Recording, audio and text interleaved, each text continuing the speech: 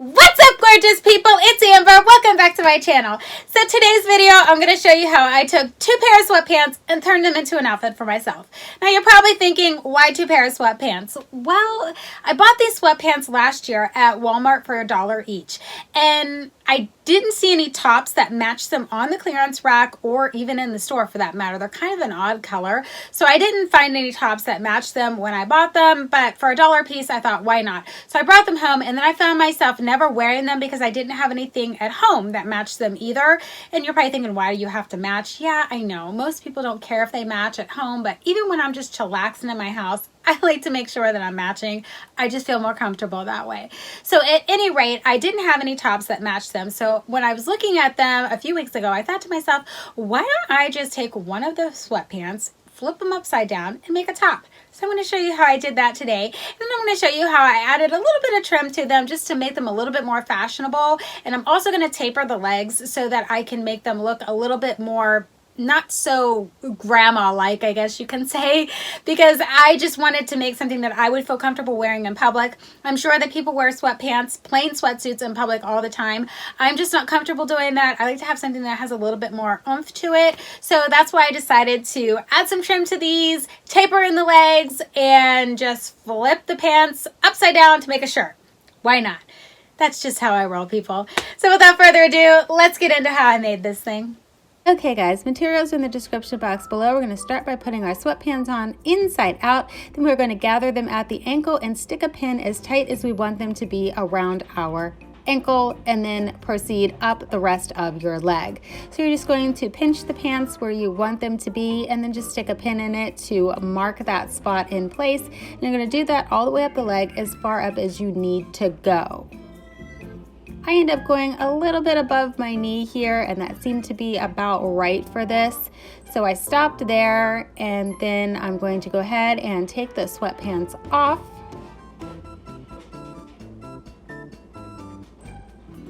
Once I have them off, I'm going to go ahead and line these pins up because I never line up the pins properly when I put them on myself. I hate doing it that way, but sometimes there's just no other way.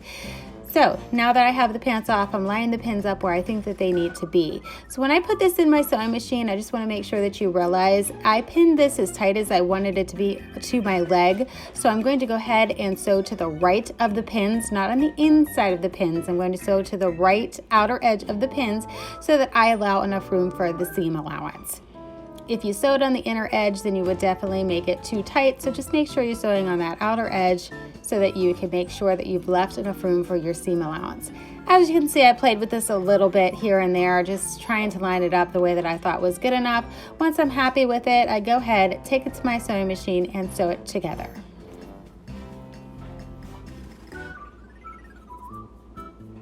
Okay, so I'm showing you here that was my original take on it, and then ended up going up a little bit further than I thought I needed to. Tried them on, everything was good. So now I'm going to go ahead and cut off all of my excess. And then that side of the pant is done as far as tapering it in. So now I'm going to go ahead, I have my pants inside out. I'm going to line them up properly so that I can make the other side exactly the same as the side that I just did. So I'm going to do this with pins. I know that I could just cut this off and then just sew it together, but I just feel more comfortable pinning it to make sure that I get it right, and because it's so much easier to just seam out and do it again than it would be to try to add fabric back in. So I'd rather make sure that I'm doing this 100% correct before I cut anything away.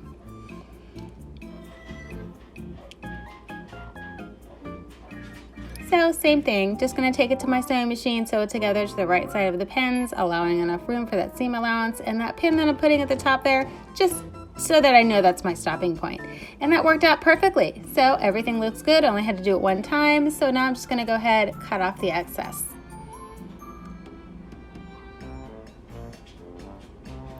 Okay. Pants are looking pretty darn good. So now we're going to go ahead and we're going to move on to the shirt. Okay, so for the shirt, I'm going to go ahead and seam rip out the crotch area of the pants. Now here, I can't tell you how far down to go. What I'm doing is leaving enough space for me to get my head through the pants. So I'm just guesstimating how much I need to seam rip out. Now, in this case, I feel that it's better to seam rip out a little more than you think that you need, because you can always stitch that right back together. So that's the worst thing that's going to happen. So just make sure that you're leaving enough space for your head to get through. I mean, you could just do a little bit at a time and keep trying to put your head through the hole. That would be another way to do it, and just seam rip out as much as you feel that you need if it's not working. And that would be another way that you can do it. But I've done this quite a few times already, so I kind of sort of know where I need to stop, and I know that I need to just go a little bit further on this one, and then I think I'll have it under control. Now you'll see me fold the sweatpants in half so that I can make sure that I have the same distance on both sides of the, well, what's going to be your shirt. Okay, that's looking pretty good. So now I slip this on the mannequin so you can have an idea of what it's going to look like.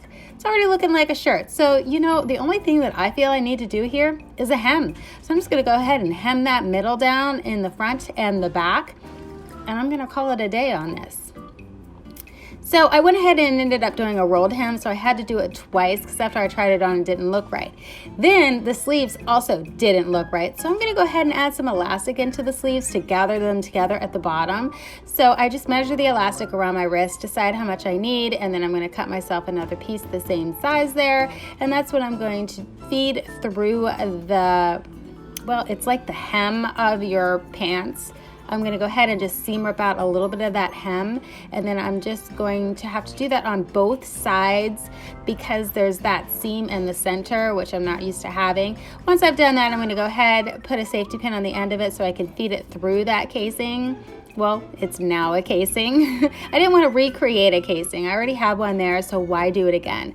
So I'm just going to go ahead and feed it through, but I want to make sure that that end doesn't go through, so I just go ahead and safety pin it to the side, and now I'm just going to feed that first end all the way through, because you have to remember this is elastic, so it's going to be smaller than what the actual size of the hem is. So you're just going to want to make sure that you attach the other end so it doesn't feed through. Okay, now I'm at the end here, and I'm going to go ahead and feed it through that side there. I realize, okay, I didn't make the hole to feed it through. So, because a normal casing, you would just put it back through the place that you started, but because I have that seam in the center, I can't do it that way. So I'm just improvising here. So now that I've got it through, I'm going to go ahead, join those two ends together, and then I normally put them through my sewing machine, but this was like a really small, thin elastic, so I just went ahead and hand sewed that together. So once I've hand sewed it together, there you go. That's what it's going to look like. So that little part there is going to peep out, but it's going to be around your wrist and on the inside, so no one's going to see it. I'm good to go. So I decided I wanted to add a little bit of trim to the side of the sweatpants to liven them up a little bit.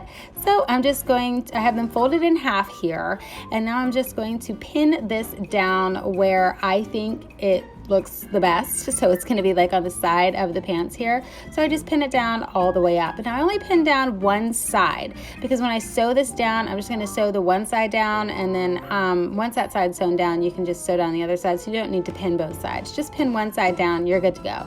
Make sure you leave enough to flip over the top of the pant. So this is the shirt. I'm going to go ahead and put one down the center of the shirt in the front and the back, because I think that it needed a little something else too, just so that it didn't look like, you know, the regular boring sweatsuit that everyone wears. I wanted to make it a little bit more, I don't know, fashion forward, I guess is the word that you can use for this. So I'm doing the same process with the shirt on the front and the back. Turned out I did have enough of this to do the entire side of both pants and the front and the back of the shirt. This was trim that was clearance at Joann's for like, I don't know, I want to say it was a ridiculous amount, like 10 cents a yard or something like that. So I just bought what they had left. Okay, everything's all pinned down, so now we have to hand stitch this down. This is not something I could put through my sewing machine, so I'm just going to do the regular invisible stitch all the way up the side of the pant leg, and then I'm going to have to do that on both sides though, so I'll have to do it on this side and then the other side of the lace as well. So that's pretty much the process for attaching that. There you go, looking pretty good, ready to roll. So there you go, guys. That's how I decided to take two pair of otherwise very boring sweatpants and make them something more fashionable so that I would feel comfortable wearing them in public. Now, I will say that the biggest pain in the butt with this whole project was sewing the lace onto the side because, you know, I had to make sure that I wasn't stitching when I was going through and stitching it on, I had to make sure I wasn't stitching it to the other side of the pant, you know, stitching the pant legs together so you can't get in them. So if you're going to do yours that way, my biggest suggestion would be to make sure you stick your hand inside the pant leg and that you're working through that way, making sure that it's not sticking to that other side, because it would be a really big pain in the butt to have to take that, you know, take it apart to fix wherever it is you sewed to the other part of the pant that you didn't want it to be sewn onto. So just make sure that you're sticking your hand in there and working your way up that way, making sure that you are not sewing those two panels together. Now, another suggestion that I would make is not using lace. So you could definitely use something where you could just use some Fabri-Tac glue and just glue it right down the side. You would be done in a matter of minutes and not having to mess with stitching that lace on like I did. But I just loved the way that lace looks, so that's the only reason why I chose to do it that way. But if you want to simplify things for yourself, just get something that doesn't have holes in it that you can easily attach with some Fabri-Tac glue. Good to go. So I hope that you found this video helpful or useful in some way. If you did, please hit that subscribe button, click the notification bell, like, share, do all those things to help other people find this channel. Thank you so much for taking the time to check this out, and I'll catch you in my next video. Bye!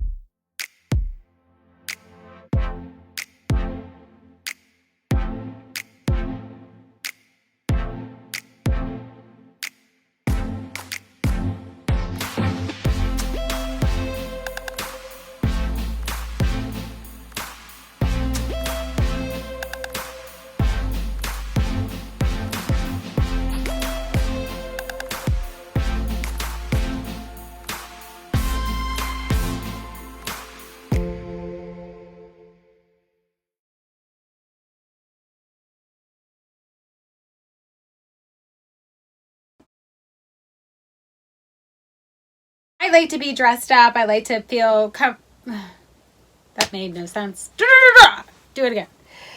So today's video is going to be pretty quick and simple overall. No, it's not. Why would I even say that? It's not simple. Ugh. Today's video, I thought it would be fun to show you how to take a regular pair of sweatpants. Wait a minute. What am I doing? Oh my gosh. Of trim or whatever to it to make it so that it just pops and looks awesome. And this isn't working. Let's do it again. I don't like this at all. Oh my gosh. Well, let me just tell you, I bought these sweatpants at Walmart. That's where I bought them. Wow. Okay. It's at home, but I would never wear sweatpants in public. That's just not my thing. So at any rate, that didn't work. Oh my gosh. Again. What's up, gorgeous people? It's Amber. Welcome back to my channel. So today's video is going to show you how I took two pair. So without further ado, let's get into how I made this thing. That didn't work because I don't have any shirts that match them either. Oh my gosh, why can't I do this? Okay, I can do this. So without further ado, why don't we just get into how I made this outfit? I don't know what that was. I bought these sweatpants at Walmart last year for $1 a piece, and I had, why? I totally felt that it was worth it. I felt that I needed it, and I just don't know what to say, so I'm going to have to shoot this whole thing again. Awesome. I hope you enjoyed this video. If you did, please. Why am I doing that already? Like, I didn't even talk about anything. Boop, boop, boop. I'm going to make them something pretty cool to wear out in public. No, that doesn't work. Again. Hope you found this video helpful, useful in some way, and you'll take a pair of pants or... I had to mess up. Of course I had to mess up because I was almost done. Awesome. Pair of otherwise very boring sweatpants and make them something that was fashionable, and don't know what to say after that, so let's do it again. Awesome.